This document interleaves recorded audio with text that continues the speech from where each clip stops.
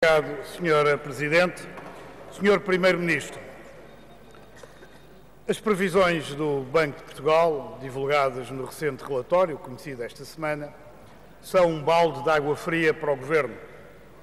E são também um contraste muito vivo, muito flagrante, com o otimismo fantasista que tomou conta do seu discurso político. O produto interno bruto descerá quase o dobro daquilo que estava previsto.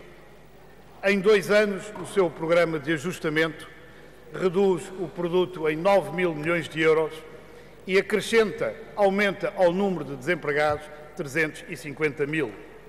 Eu não lhe pergunto, Sr. Primeiro-Ministro, como é que vai reagir, que resposta tem o Governo. A resposta será sempre a mesma e aquela que tem sempre dado desde que governa: mais cortes, mais aumentos de impostos, mais austeridade.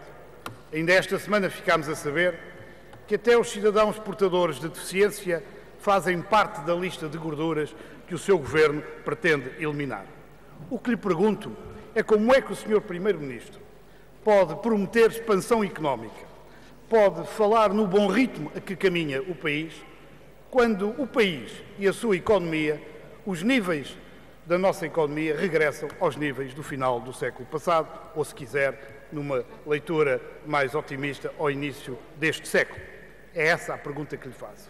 E pergunto-lhe também, Sr. Primeiro-Ministro, como é que pode falar e prometer alívio fiscal precisamente no momento em que os portugueses começam a sentir o peso, a sobrecarga do brutal aumento de impostos que o seu Governo decidiu e que nem os desfaçodécimos conseguem enganar ou iludir.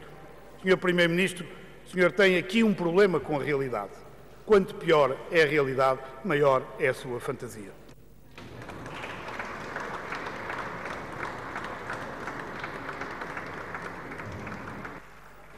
Sr. Primeiro-Ministro tem a palavra.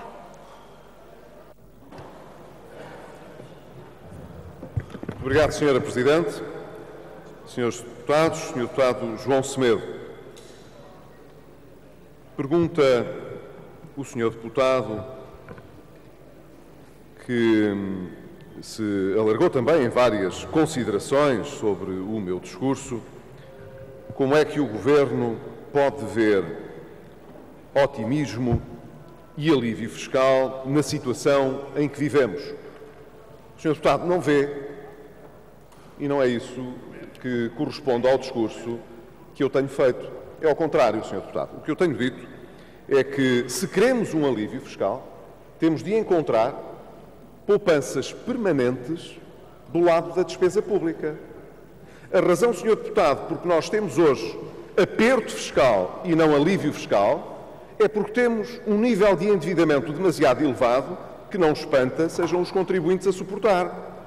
Mas, Sr. Deputado, nem fui eu que criei esse nível de endividamento, nem, Sr. Deputado, sou eu que tenho de responder por essas decisões que, com o lag temporal que é conhecido, o desfazamento temporal que é conhecido, algum dia alguém tem de pagar. Cá estamos a pagar por isso, Sr. Deputado. Mas queremos justamente no futuro que isso não venha a repetir-se. E essa é a razão porque eu tenho de anotar que é desejável que possa vir a existir um alívio fiscal e com transparência, total transparência democrática e realismo, acrescento, afirmo que só é possível fazê-lo desde que nós consigamos ultrapassar a situação de emergência financeira e económica em que o país mergulhou e consigamos, para além das medidas temporárias, conjunturais e de emergência, ter medidas permanentes que se projetem no longo prazo de maneira a produzir uma menor pressão sobre os contribuintes. Portanto, Sr. Deputado, como vê, não é o Primeiro-Ministro, não sou eu, que faço comunicações equívocas. São os senhores deputados que pretendem acrescentar equívocos com as perguntas que fazem sabendo que as reportam a afirmações que não são feitas, Sr. Deputado. Finalmente, pergunto ao Sr. Deputado, aonde é que nós vemos uma inversão da atividade económica? Ó Sr. Deputado, já que iniciou a sua pergunta citando o Boletim de Inverno do Banco de Portugal, eu sugeria que fizesse essa pergunta ao Governador do Banco de Portugal, na medida em que esse boletim, não leva a mal que eu lhe responda com o mesmo exemplo que o Sr. Deputado utilizou para me fazer a pergunta. É que no Boletim de Inverno do Banco de Portugal, justamente, o Banco de Portugal prevê para 2012 tem uma previsão diferente daquela que o Governo tem. E, portanto, é absolutamente abusivo ao Sr. Deputado dizer que a atividade será mais do dobro do que... Não, a previsão do Banco de Portugal aponta para um valor que é superior àquele que o Governo contém nas suas previsões. Mas o Banco de Portugal, como o Governo, prevê crescimento em 2014 e inversão do ciclo ao longo de 2013. De resto, nem seria possível de outra maneira. Aconselho o Sr. Deputado a questionar também o Sr. Governador do Banco de Portugal para lhe perguntar por que motivo tem ele tanto otimismo quando no boletim aponta para uma inversão da atividade económica e para um crescimento em 2014.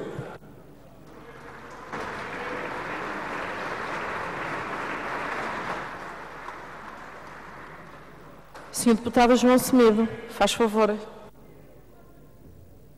obrigado, Sra. Presidente. Sr. Primeiro-Ministro, é verdade que o Boletim do Banco de Portugal diz isso sobre 2014.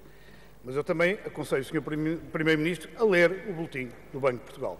Porque o Banco de Portugal o que diz é, aliás, introduz na previsão de crescimento para 2014 duas cautelas. A primeira é que não estão contemplados, não estão considerados os 4 mil milhões de euros de corte que o Sr. Primeiro-Ministro decidiu realizar. E segundo, também não estão considerados possíveis medidas extraordinárias no programa de ajustamento em função da derrapagem orçamental que se possa vir a verificar. Como vê, Sr. Primeiro-Ministro, o que eu verifico é que o Sr. Primeiro-Ministro tem dificuldade em explicar como é que isto tudo vai correr e acabar bem.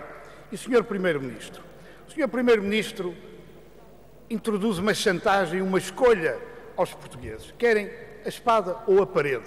Porque o Sr. Primeiro-Ministro diz-nos ou aumentamos os impostos ou cortamos na despesa pública e na despesa social. O problema do país e dos portugueses é que o Sr. Primeiro-Ministro e o seu Governo fazem as duas coisas ao mesmo tempo. Aumentam os impostos e reduzem na despesa social. Isso é que é inaceitável e isso é que é uma chantagem falsa, porque ilude o problema de fundo, que é cortar onde não tem efeitos recessivos. Cortar nos juros, cortar na dívida. Isso sim é que eram medidas úteis ao país e aos portugueses. Mas, Sr. Primeiro-Ministro, o Governo realizou esta semana no Palácio Foz,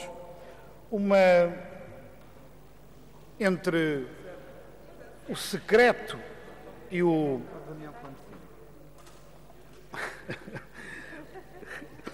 Eu não iria dizer isso, iria dizer de outra forma.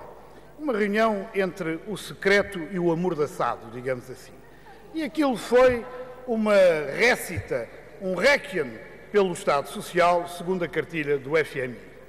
Sr. Primeiro-Ministro, eu não estou muito interessado, nem quero saber se o relatório do FMI foi uma encomenda do Governo, já todos sabemos o grande envolvimento da maior parte dos ministros do seu Governo, nem tampouco se foi um frete, como alguns dizem, ao Governo. Interessa, nesse ponto, dizer que o Governo cumpre o que o FMI diz e manda, e tem sido assim desde que o programa de execução e o seu Governo têm governado. O que lhe quero perguntar, Sr. Primeiro-Ministro, é o seguinte: cabe na cabeça de alguém, permita-me a expressão, ir perguntar ao credor o que é que há de fazer para lhe pagar o dinheiro que lhe deve? Só mesmo o Sr. Primeiro-Ministro e o seu Governo é que se lembram de cair numa situação tão insólita. E sabemos hoje que o FMI recomenda cortes, ou sugere cortes, que vão de 10 a 16 mil milhões de euros. Sabemos também que o seu Governo, pelo menos, já decidiu cortar 4 mil milhões de euros. Não nos diz onde, mas todos já sabemos onde é que vai ser. E também não nos diz quais são as consequências para a economia do país e para a vida das pessoas que resultarão desses 4 mil milhões de euros. Isso não diz, mas diz uma outra coisa. Promete recuperação económica, recuperação do país. E a minha pergunta é a seguinte: Sr. Primeiro-Ministro, explique-nos lá como é que vão recuperar as dezenas de milhares de funcionários da administração pública que o seu Governo vai despedir. Explique-nos lá como é que vão recuperar as centenas de milhares de pensionistas que o seu Governo vai cortar as respectivas pensões. Explique-nos lá como é que vão recuperar os milhares de desempregados que perderam o subsídio de desemprego. Explique-nos lá como é que vão recuperar os doentes a quem o senhor reduziu o subsídio da doença. Quero terminar, Sr. Deputado. Estou a terminar, Sra. Presidente. Explique-nos lá como é que vão recuperar o Serviço Nacional de Saúde e a escola pública depois da terraplanagem que o seu Governo pretende fazer sobre isso, entregando-nos ao setor privado e desarticulando aquilo que é uma riqueza do país, o Estado Social, a democracia social que o nosso país soube construir nas últimas décadas.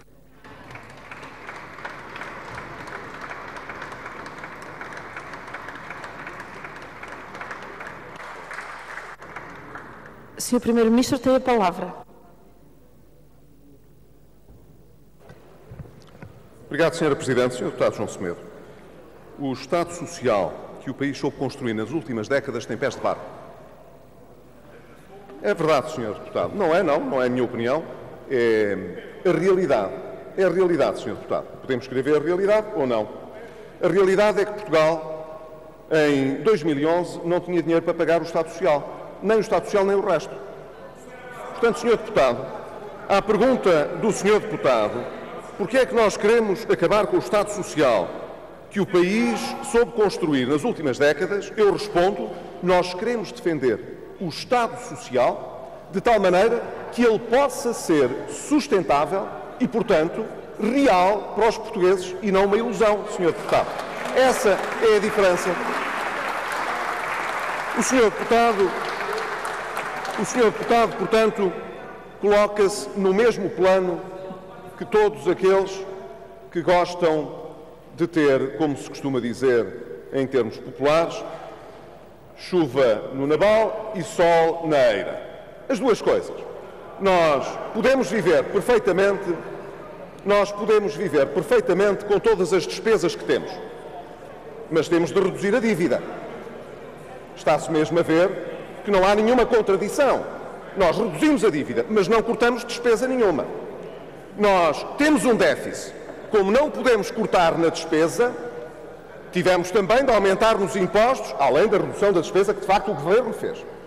E, finalmente, alguém no Parlamento, na oposição, reconhece que o Governo cortou na despesa.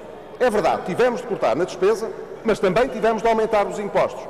Mas o Sr. Deputado entende que o déficit deve descer e nós nem podemos cortar na despesa, nem podemos aumentar os impostos. Ó, Sr. Deputado, eu assim também sei fazer política. Sr. Deputado, assim é fácil. Ó, Sr. Deputado, assim todo o país vai votar no Bloco de Esquerda.